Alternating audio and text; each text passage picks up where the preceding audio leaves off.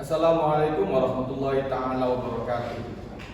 Di sini kelompok kami akan mempresentasikan tugas akhir semester mata kuliah Legal Opinion atau pendapat hukum yang diampu oleh dosen Ibu Dr. Anis Farida, Esos SH MSc. Pendapat hukum kami, legal opinion kami tentang analisis hukum mengenai kualifikasi tindak pidana pembunuhan dengan penganiayaan yang dilakukan oleh Pratu J terhadap pengamen berinisial D. Aspek hukum, pertanggungjawaban pidana, dan implikasinya terhadap keadilan dan perlindungan hukum. Anggota kelompok kami yang pertama terdiri dari Ibnu Reza Mubarok, Ari Rahmadani Fadilah, Bayu Dewa, Muhammad Rafi Setia Pambudi, Nusratul Milah, dan saya sendiri Nazif Ali Murtado. Identifikasi fakta hukum. Yang pertama, Pratu J dangdutan dan mabuk-mabukan. Jadi Kapolres Metro Jakarta Pusat, Kombes Komarudin menjelaskan awalnya Pratu J dan rekan-rekannya itu nongkrong di Kota Tua, Jakarta Barat. Pratu J dan teman-temannya kemudian menyewa sound system yang dibawa korban. Jadi langsung kelompok ini tuh yang beranggotakan 5-6 orang ini nongkrong di Kota Tua, korban juga di Kota Tua. Korban yang bawa-bawa salah di jalanan, pelaku dan bersama teman-temannya sedang nongkrong dan korban biasa bawa musik, jalan-jalan gitu, kata Komarudin. Saat dihubungi Kamis sambil menikmati dangdutan, jadi Pratu J diduga minum minuman keras dan Pratu J minum hingga mabuk. Dampak yang ditimbulkan oleh pembunuhan itu bisa mengakibatkan terjadinya gangguan mental organik, yaitu gangguan dalam fungsi berpikir, merasakan dan berperilaku. Mereka yang terkena DMO biasanya mengalami perubahan perilaku seperti misalnya ingin berkelahi atau melakukan tindakan kekerasan lainnya, tidak mampu menilai realitas, terganggu fungsi sosialnya dan terganggu pekerjaannya. Mabuk termasuk klasifikasi tindak pelanggaran yang diatur dalam bab 3 KUHP. Perbuatan mabuk dalam tindakan pelanggaran, maka sanksi yang diancamkan hanyalah berupa sanksi kurungan ataupun sanksi denda. Namun apabila tindakan penyalahgunaan minuman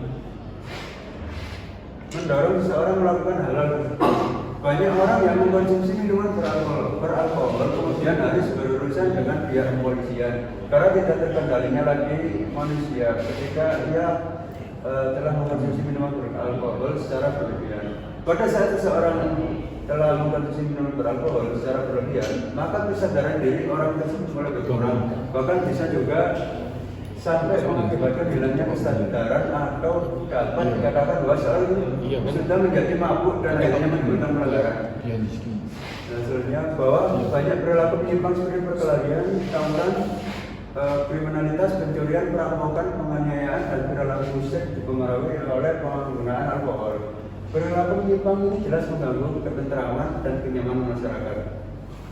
Yang kedua, Pratu J ogah bayar sound system. Fakta yang kedua ini setelah selesai dangdutan, David menagih uang sewa kepada Pratu J dan kawan-kawan, namun Pratu J mengaku tidak mengantongi uang tunai dan tidak mengambil uang ke ATM. Sekitar jam 5 mereka diingatkan sudah azan subuh, jadi silakan selesai, kemudian ditagih uang sewa alkohol Kapolres Metro Jakarta Pusat Komarudin. Pratu J dan David bersama-sama mencari ATM untuk mengambil uang. Korban mengikuti Pratu J sampai di Jalan Kramat Raya. Dan fakta yang ketiga, pengamen ditusuk hingga tewas. Jadi fakta yang ketiga ini karena tak kunjung berhenti, David lantas menyalip Pratu J dan kawan-kawan dan menagih uang sewaan tersebut. Keduanya kemudian cekcok hingga berujung penunjukan terhadap korban. Jadi Pratu J membuang senjatanya setelah melakukan penusukan tersebut. Saat ditemukan, korban sudah dalam kondisi tewas bersimbah darah di atas trotoar. Ditemukan juga luka tusuk pada dada korban.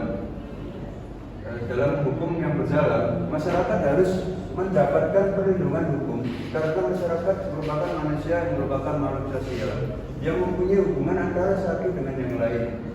dalam menjalani kehidupan, manusia tidak bisa terlepas dari hukum karena dari awal lahir hingga pada saat kematian pun selalu bergandengan dengan hukum.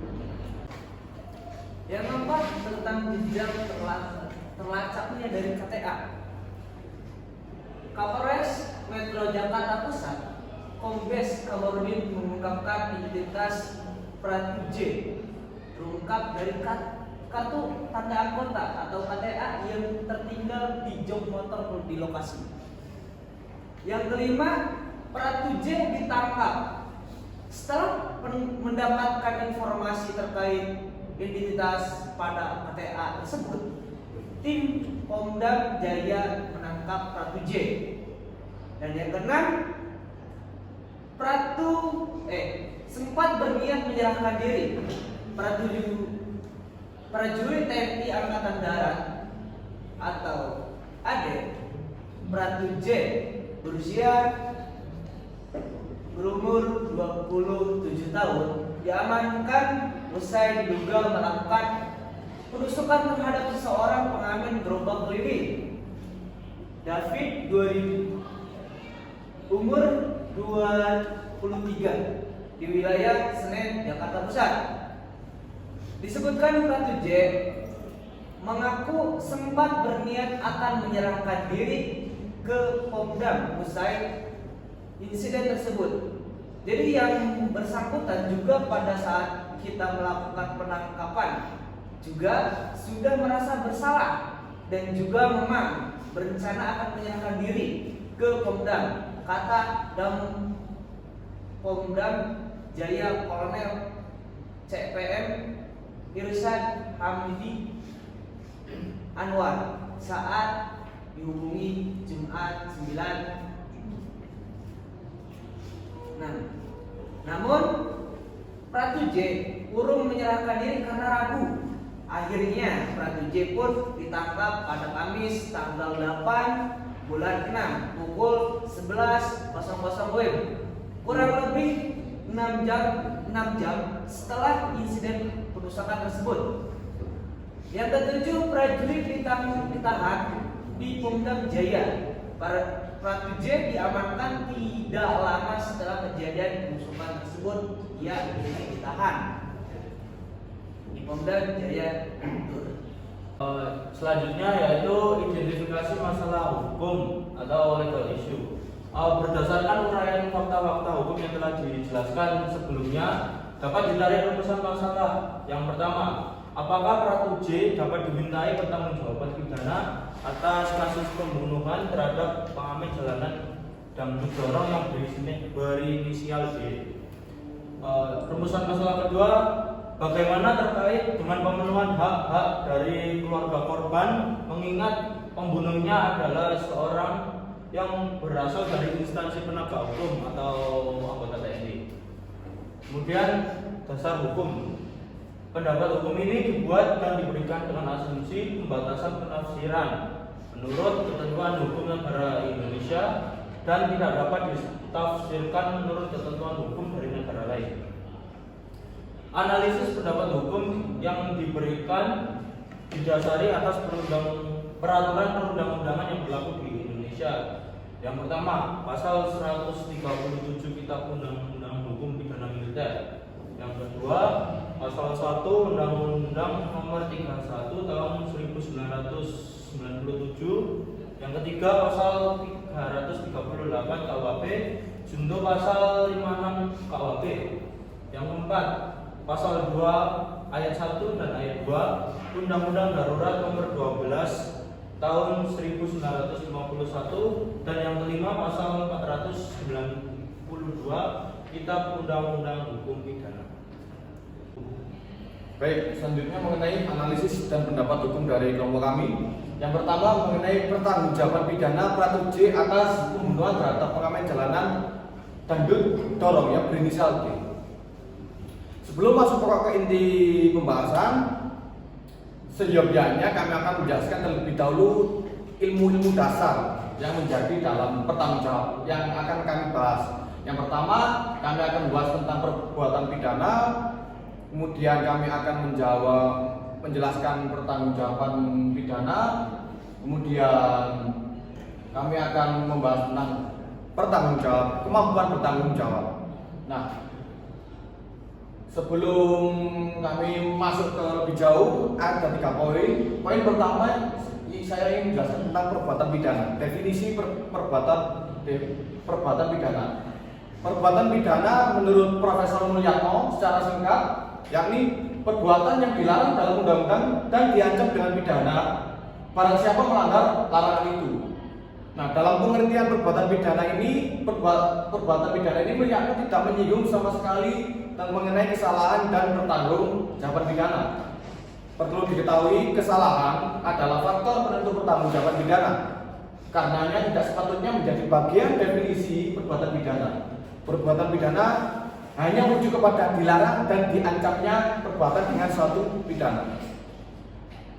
Masih menurut Mulyatno, pandangan yang menyatukan perbuatan pidana dan pertanggungjawaban pidana itu dikenal dengan paham monistis. Paham monistis itu sudah dianggap kuno oleh Profesor Mulyatno. Selanjutnya, secara tegas Profesor Mulyatno menyatakan apakah in concreto yang melakukan perbuatan pidana tadi sungguh-sungguh dijatuhi pidana atau tidak. Itu sudah di luar arti perbuatan pidana. Pandangan Profesor Mulyatno ini memisahkan antara perbuatan pidana dengan pertanggungjawaban pidana yang kita kenal dengan paham dualistis.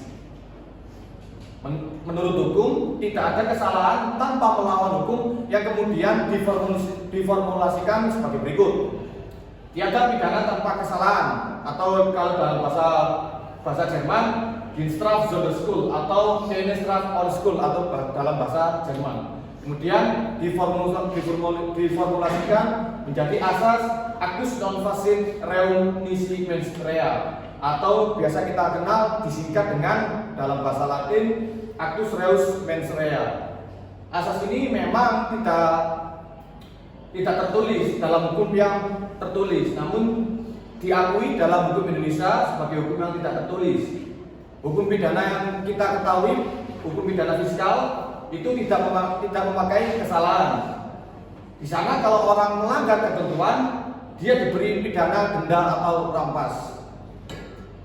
Asas tersebut merupakan dasar pertanggungjawaban pidana dan tidak ditemukan dalam undang-undang.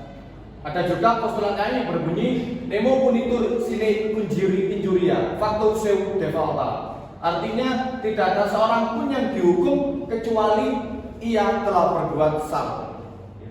Kemudian yang kedua, mengenai definisi pertanggungjawaban pidana. Di sini kami mengutip pendapat dari Van Hemel mengenai pengertian pertanggungjawaban. Berikut penjelasan menurut Van Hemel yang sebelumnya di dalam buku itu masih dalam bahasa Belanda, kami terjemahkan sebagai berikut. Pertanggungjawaban adalah suatu keadaan normal psikis dan kemahiran yang membawa 3 macam kemampuan. Yang pertama, mampu untuk mengetahui makna serta akibat sungguh-sungguh dari perbuatan-perbuatan sendiri. Yang kedua, mampu untuk menginsafi bahwa perbuatan-perbuatan tersebut bertentangan dengan ketertiban masyarakat. Kemudian yang ketiga, mampu untuk menentukan kehendak untuk berbuat. Sedangkan menurut Simons, definisi mengenai pertanggungjawaban pidana sebagai berikut. Dasar adanya tanggung jawab dalam hukum pidana adalah keadaan psikis tertentu pada orang yang melakukan perbuatan pidana dan adanya hubungan antara keadaan tersebut dengan perbuatan yang dilakukan yang sedemikian rupa sehingga orang itu dapat dicela karena perbuatan tadi. Per definisi pertanggungjawaban pidana, dasar adanya tanggung jawab dalam hukum pidana yang dikemukakan oleh Simons itu ditarik beberapa kesimpulan. Yang pertama, keadaan psikis dan jiwa seseorang. Kemudian yang kedua, hubungan antara keadaan psikis dan perbuatan yang dilakukan. Kemudian yang ketiga, definisi mengenai kemampuan bertanggung jawab. Elemen pertama dari kesalahan adalah kemampuan bertanggung jawab atau Torekening Svatbarhen. Dalam memberikan definisi terkait pertanggungjawaban pidana, seperti yang saya utarakan di atas sebelumnya, Van Hemel itu memberi tolak ukur parameter mengenai kemampuan bertanggung jawab. Itu ada 3. Yang pertama, mampu memahami sungguh-sungguh akibat dari perbuatannya. Kemudian yang kedua, mampu menginsafi bahwa perbuatan-perbuatan tersebut bertentangan dengan ketertiban masyarakat. Kemudian yang ketiga, mampu untuk menentukan kehendak berbuat. Nah, ketika kemampuan ini bersifat kumulasi atau kumulatif, artinya satu saja kemampuan bertanggung jawab tidak terpenuhi, maka secara mutatis mutandis seseorang dianggap tidak dapat dipertanggungjawabkan. Nah, kemampuan bertanggung jawab ini secara normatif diatur dalam Kitab Undang-Undang Hukum Pidana Lama, yakni di dalam pasal 44 KUHP, yang berbunyi pada pokok intinya yang ayat pertama, barang siapa melakukan perbuatan yang tidak dapat dipertanggungjawabkan padanya disebabkan karena jiwanya cacat dalam tubuhnya atau terganggu karena penyakit, itu tidak dipidana. Kemudian yang kedua, jika ternyata bahwa perbuatan tidak dapat dipertanggungjawabkan padanya disebabkan karena jiwanya cacat dalam tubuhnya atau terganggu karena penyakit, maka hakim dapat memerintahkan supaya orang itu dimasukkan ke dalam rumah sakit jiwa paling lama 1 tahun sebagai masa percobaan. Kemudian yang ketiga, ketentuan tersebut dalam ayat 2 hanya berlaku bagi MA, pengadilan tinggi dan pengadilan negeri. Pada pokok intinya 3 ayat ini dalam pasal 44 intinya orang gila, orang yang cacat dari segi akal tidak dapat dipidana. Justru bukan dipidana penjara, dipidana denda, melainkan harus orang gila ini harus dibawa ke rumah sakit. Nah, sudah jelas bahwa berdasarkan ketentuan pasal 44 ini bisa saya tarik beberapa kesimpulan. Yang pertama, kemampuan bertanggung jawab itu dilihat dari sisi keadaan dan akal jiwa yang cacat pertumbuhan atau terganggu karena penyakit. Kemudian yang kedua, penentuan kemampuan bertanggung jawab dalam konteks yang pertama itu harus dilakukan oleh seorang psikiater. Kemudian yang ketiga, ada hubungan kausal antara keadaan jiwa dan perbuatan yang dilakukan. Yang keempat, penilaian terhadap hubungan tersebut merupakan otoritas hakim yang akan mengadili perkara. Hakim yang akan menilai. Kemudian yang kelima, sistem yang dipakai dalam KUHP adalah deskriptif normatif, karena di satu sisi menggambarkan keadaan jiwa oleh psikiater, namun di sisi lain secara normatif hakim akan menilai hubungan antara keadaan jiwa dengan perbuatan yang dilakukan. Kemudian ada 3 metode. Kan tadi kemampuan bertanggung jawab, dan yang selanjutnya otomatis kemampuan tidak bertanggung jawab sebelum masuk pokok analisis kasus Pratu J, pembunuhan Pratu J. Nah, ini metode menentukan ketidakmampuan bertanggung jawab ini ada 3, ya ada 5 kayaknya. Yang pertama itu metode biologis yang dilakukan oleh psikiater. Jika psikiater itu telah menyatakan seseorang itu tidak menyatakan sakit jiwa, maka tidak dapat dipertanggungjawabkan secara pidana. Hal ini karena seorang yang gila atau sakit jiwa tidak memiliki kehendak sesuai atau sesuai adagium furiosia nolla voluntas est. Kemudian yang kedua, metode psikologis yang menunjukkan hubungan antara keadaan jiwa yang abnormal dengan perbuatannya. Nah, metode ini tuh mementingkan akibat jiwa terhadap perbuatannya sehingga dapat dikatakan tidak bertanggung jawab dan tidak dapat dipidana. Kemudian yang ketiga, metode biologis psikologis. Selain memperhatikan keadaan jiwa, juga dilakukan penilaian hubungan antara perbuatan dengan keadaan jiwa untuk dinyatakan tidak mampu bertanggung jawab. Saat ini metode biologis dan psikologis yang digunakan untuk menentukan apakah seorang mampu bertanggung jawab atau tidak mampu untuk bertanggung jawab. Yang keempat, kami masuk ke pokok pembahasan, yakni analisis kami mengenai kasus pembunuhan yang dilakukan oleh Pratu J, yang otomatis kami kaitkan dengan teori-teori yang sudah saya jelaskan di atas. Teori perbuatan pidana, teori pertanggungjawaban pidana, teori kemampuan bertanggung pidana, dan teori ketidakmampuan bertanggung pidana. Kemudian ini secara sederhana kami memahami bahwa Pratu J ini dapat dimintai pertanggungjawaban pidana karena pasal 44 secara teoretik, pasal 44 ini tidak memasukkan keadaan mabuk, tidak dimasukkan keadaan mabuk dalam pasal 44 ini. Maka itu secara singkat pasal 44 ini cuma menjelaskan kemampuan tidak bertanggung jawab, yakni dalam keadaan jiwanya sakit atau cacat. Nah, alasan apa dapat dimintai pertanggungjawaban pidana menganalisis kasus Pratu J. Yang pertama, kami simpulkan pertama, Pratu J saat membunuh dengan cara menusuk menggunakan senjata tajam terhadap korban yang berinisial D, yakni David yang berumur 23 tahun, tidak mengalami jiwa yang cacat. Pratu J tidak mengalami jiwa yang cacat, baik dari cacat mental bawaan atau idiot, atau terganggu karena penyakit. Pratu J pada saat itu sudah menjadi anggota militer. Seharusnya otomatis kalau sudah menjadi anggota TNI, Pratu J otomatis tidak dinyatakan dalam keadaan gila atau cacat secara bawaan. Nah, pada saat itu Pratu J juga dalam kondisi keadaan sehat jasmani dan rohani, akan tetapi masih dalam keadaan mabuk. Namun dalam keadaan mabuk ini diakibatkan minum minuman keras. Kedua, tidak diperlukan penentuan psikiater untuk menentukan apakah Pratu J dalam kondisi gila. Karena kami itu berpendapat ini Pratu J tidak perlu dinilai oleh psikiater. Karena apa? Karena itu sudah sangat jelas. Pratu J ini keadaannya sehat baik secara akal maupun rohani. Akan tapi pada saat itu, pada saat terjadi pembunuhan, Pratu J itu masih dalam kondisi mabuk atau hilangnya akal sementara. Kemudian ketiga, tidak ada hubungan kausal antara keadaan jiwa dan perbuatan yang dilakukan. Adanya hubungan sebab akibat. Kami memahami hubungan kausalitas sebab akibat itu Pratu J kondisi mabuk itu sebabnya Pratu J itu kondisi mabuk sehingga tanpa sadar Pratu J itu menusuk satu kali David dengan senjata tajam sehingga mengakibatkan David itu meninggal.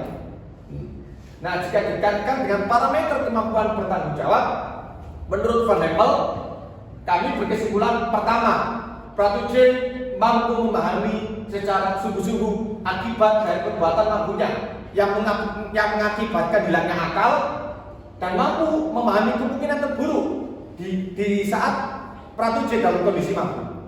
Dan yang kedua, Pratu J beserta 5 sampai 6 orang rekannya mampu menginsafi bahwa perbuatan meminum minuman keras bertentangan dengan ketertiban masyarakat.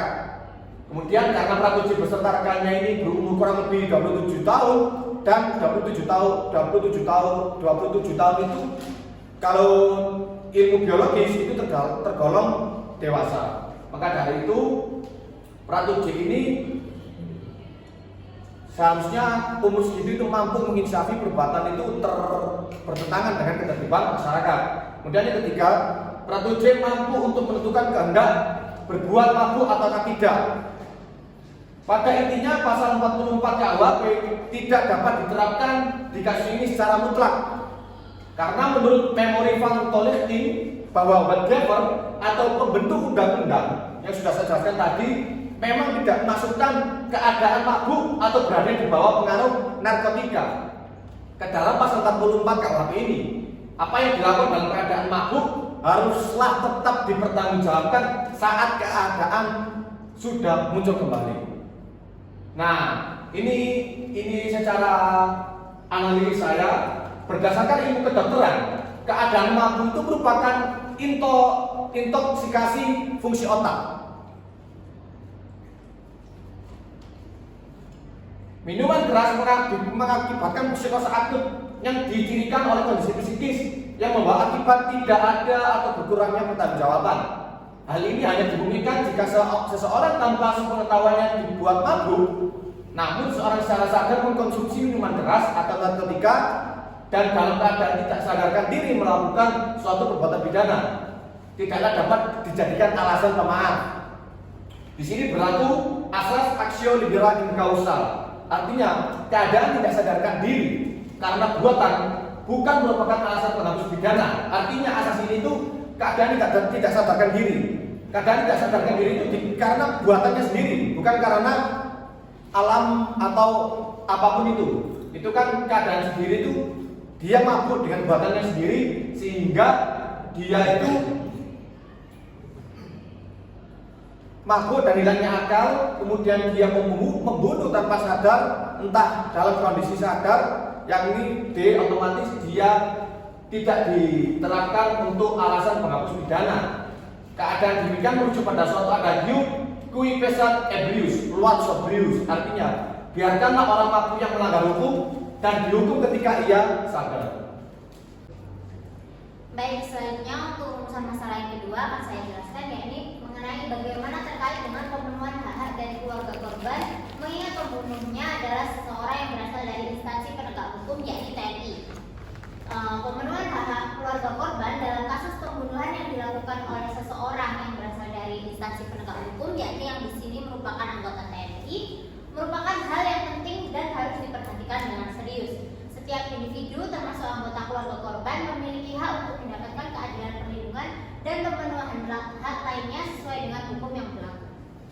Secara yuridis, pengertian korban yang terdapat di dalam Peraturan Pemerintah Nomor 7 Tahun 2018 tentang pemberian kompensasi, restitusi, dan bantuan kepada saksi dan korban berbunyi, korban adalah orang yang mengalami penderita fisik, mental, dan atau kerugian ekonomi yang diakibatkan oleh suatu tindak pidana. Sedangkan definisi keluarga adalah orang yang mempunyai hubungan darah dalam garis lurus ke atas atau ke bawah dan garis menyamping sebagai derajat ketiga orang yang mempunyai hubungan perkawinan atau orang yang menjadi tanggungan saksi dan atau korban. Perlakuan korban atau keluarga korban dalam sistem peradilan pidana maupun dalam praktik peradilan relatif kurang diperhatikan karena ketentuan hukum Indonesia masih bertumpu pada perlindungan bagi pelaku atau offender oriented. Padahal dari pandangan kriminologis dan hukum pidana, kejahatan adalah konflik antara individu yang menimbulkan kerugian kepada korban, masyarakat dan pelanggar sendiri, di mana dari ketiga kelompok itu kepentingan korban kejahatan adalah bagian utama kejahatan itu sendiri. Selanjutnya, pemenuhan hak-hak korban dalam segi hukum. Keluarga korban memiliki hak untuk berpartisipasi dalam proses peradilan terkait kasus pembunuhan. Mereka memiliki hak untuk diwakili oleh pengacara, memberikan keterangan atau kesaksian, dan mengajukan pertanyaan kepada terdakwa atau saksi. Selain itu, keluarga korban juga berhak mendapatkan informasi tentang kemajuan kasus, jadwal sidang, dan hasil keputusan pengadilan. Mereka juga memiliki hak untuk dilindungi dari ancaman atau intimidasi yang mungkin timbul sebagai akibat dari kasus pembunuhan. Sistem hukum harus memberikan perlindungan kepada keluarga korban dan memastikan keamanan mereka. Keluarga korban juga dapat berperan dalam memastikan penegakan hukum yang efektif. Mereka dapat memberikan informasi kepada penyidik, memberikan bukti tambahan, dan memberikan kesaksian untuk memperkuat kasus tersebut.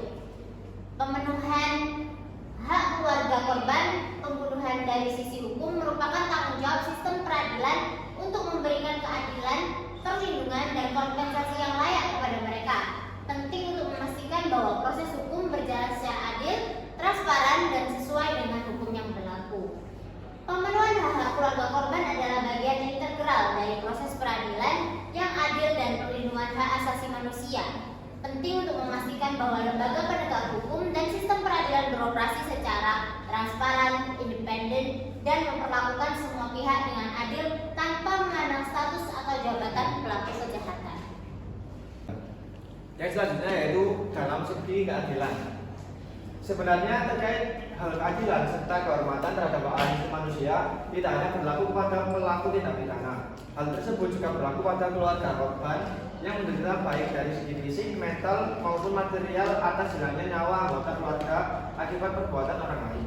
Acap kali para penegak hukum di Indonesia, baik itu polisi maupun jaksa, diperhadapkan pada kewajiban untuk melindungi dua kepentingan yang terkesan saling berlawanan, yaitu kepentingan keluarga korban dan keluarga yang harus dilindungi untuk memulihkan penderitaannya karena telah menjadi korban kejahatan. Selanjutnya, yang ketiga yaitu dalam segi ekonomi.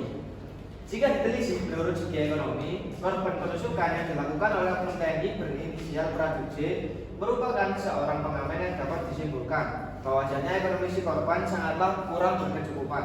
Tidak hanya itu, korban juga masih berusia muda dan produktif. Menurut berita yang beredar, korban masih berusia 23 tahun. Korban juga mesti menghidupi keluarganya. Akibat dari perbuatan produksi ini sangatlah besar, jadi demi memberikan keadilan meskipun tidak bisa mengembalikan nyawa yang telah hilang, Produksi diharapkan dapat memberikan kompensasi terkait perbuatannya yang mengakibatkan meninggalnya korban D kepada keluarganya. Dari segi sosial, Pratu J sangatlah tidak mencerminkan perbuatan seorang prajurit. Dia bukannya menjaga marwahnya sebagai anggota TNI, malah melakukan perbuatan yang dilarang seorang prajurit TNI, yaitu membunuh sehingga mengakibatkan meninggalnya seseorang. Hal ini juga dapat dikorelasikan kepada tugas, hak, serta kewajiban seorang anggota TNI sesuai dengan pasal Undang-Undang Nomor 34 Tahun 2004 tentang Tentara Nasional Indonesia, pasal 7, menegakkan kedaulatan negara, mempertahankan keutuhan wilayah negara kesatuan Republik Indonesia yang berdasarkan Pancasila dan Undang-Undang Dasar Negara Republik Indonesia tahun 1945, melindungi segenap bangsa dan seluruh umat Indonesia dari ancaman dan gangguan terhadap keutuhan bangsa dan negara. Jadi, dengan melakukan pembunuhan, setelah tugas dinas itu saja sudah melanggar tugas pokok seorang TNI, apalagi disertai dengan tindak-tindak lain yang mengakibatkan meninggalnya seseorang. Selanjutnya yaitu terkait pemenuhan hak-hak terhadap saksi dan korban. Ini telah diatur berdasarkan Undang-Undang Nomor 13 Tahun 2006 tentang perlindungan saksi dan korban, yaitu dalam pasal 5 sampai pasal 10. Hal seorang saksi atau korban yaitu yang pertama, hak memperoleh perlindungan atas keamanan pribadi, keluarga, dan harta bendanya. Kemudian hak ikut serta dalam proses memilih dan menentukan bentuk perlindungan dan hubungan keamanan. Kemudian hak mendapatkan informasi mengenai perkembangan kasus, hak mendapatkan informasi mengenai putusan pengadilan, hak mengenai dalam hal terpidana dibebaskan, hak mendapatkan nasihat hukum, lalu hak memperoleh bantuan biaya hidup sementara sampai batas waktu perlindungan berakhir, kemudian hak atas kompensasi, hak atas restitusi, dan atau yang terakhir hak tidak dapat dituntut secara hukum baik pidana maupun perdata atas laporan kesaksian yang akan, sedang, atau tidak diberikannya. Baik, selanjutnya mengenai kesimpulan dan rekomendasi lebih tepatnya dari kami. Selaku kami ini teman-teman kita kan seorang ahli hukum lah, saksi ahli hukum. Nah, kesimpulan dari kami, definisi dari pertanggungjawaban pidana menurut Van Hempel tadi sudah dijelaskan secara rinci dan detail. Pertama itu mampu secara sungguh-sungguh akibat dari perbuatannya. Yang kedua ini menginsafi bahwa perbuatannya ini bertentangan dengan ketertiban masyarakat. Kemudian yang ketiga mampu untuk menentukan kehendak dan berbuat. Nah, ketiga kemampuan ini yang bersifat kumulasi, artinya satu kemampuan saja tidak terpenuhi, maka tidak dapat dimintakan pertanggungjawaban pidana.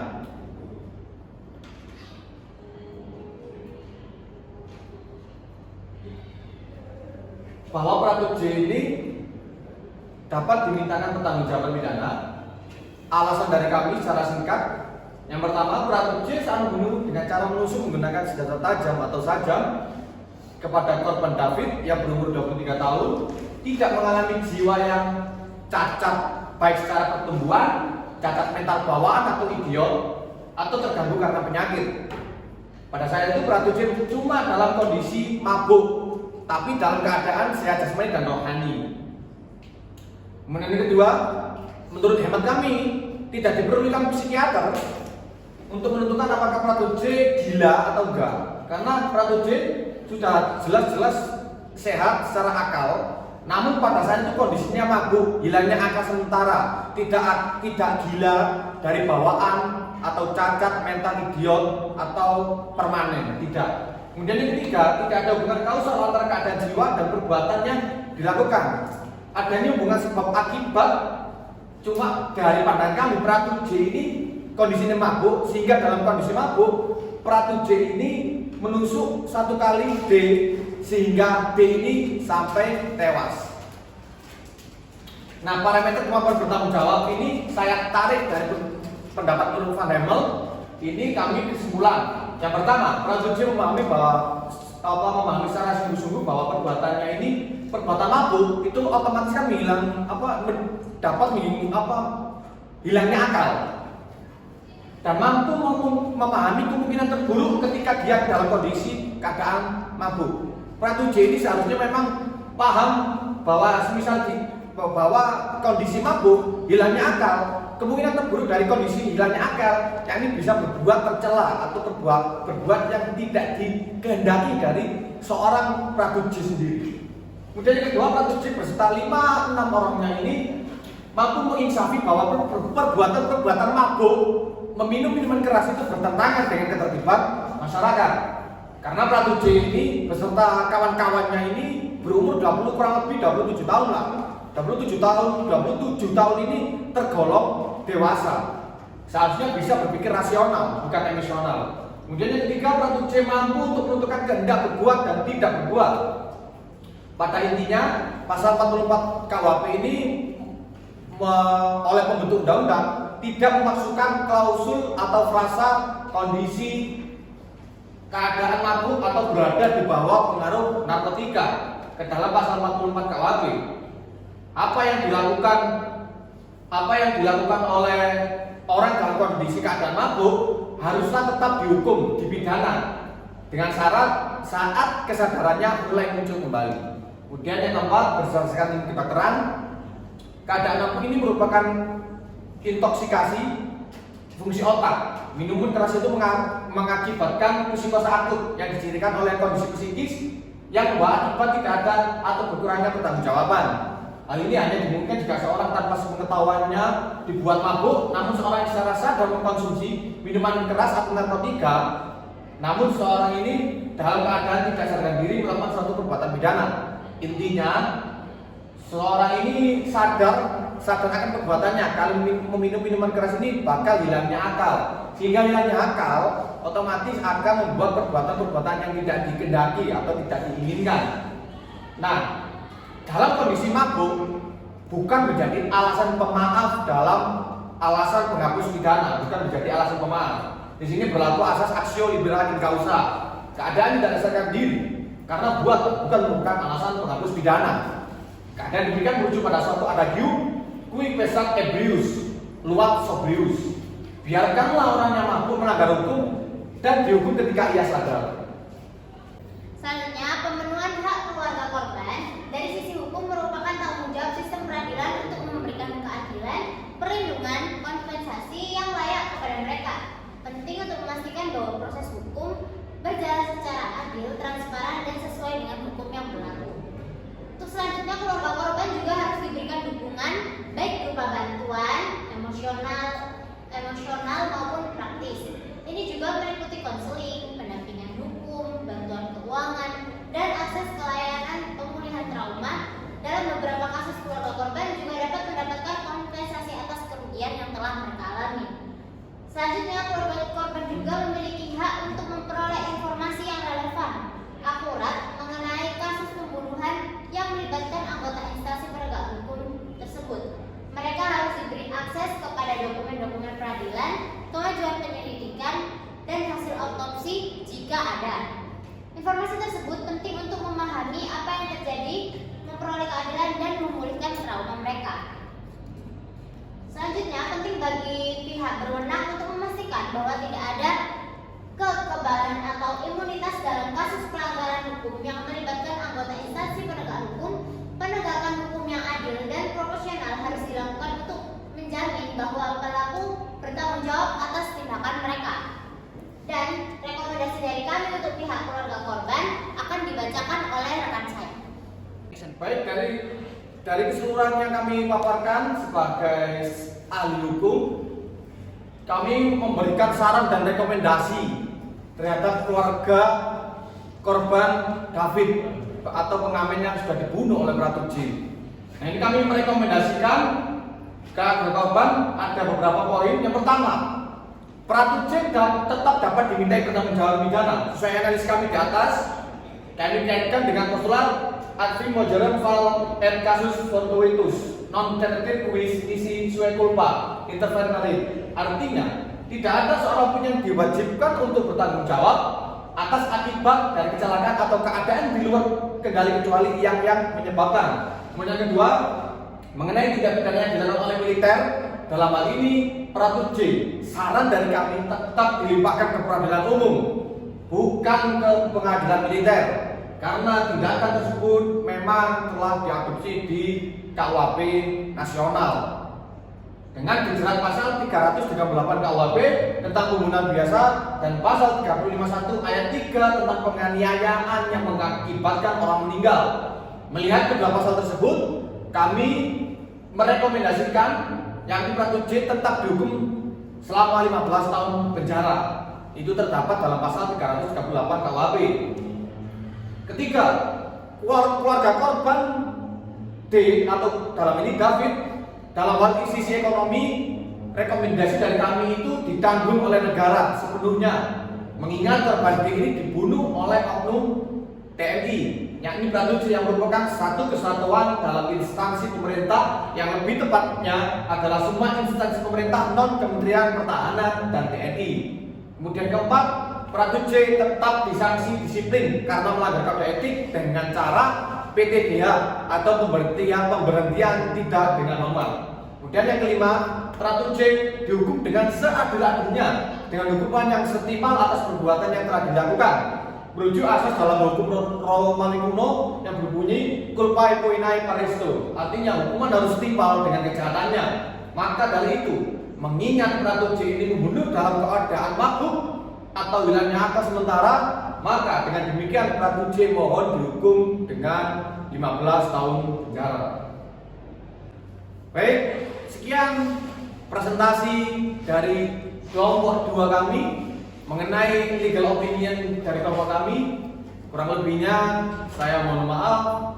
Sependek pengetahuan kami itu yang dapat kami sampaikan. Kurang lebihnya kami mohon maaf. Wallahul muwaffiq ila aqwamit thoriq. Wassalamualaikum warahmatullahi taala wabarakatuh.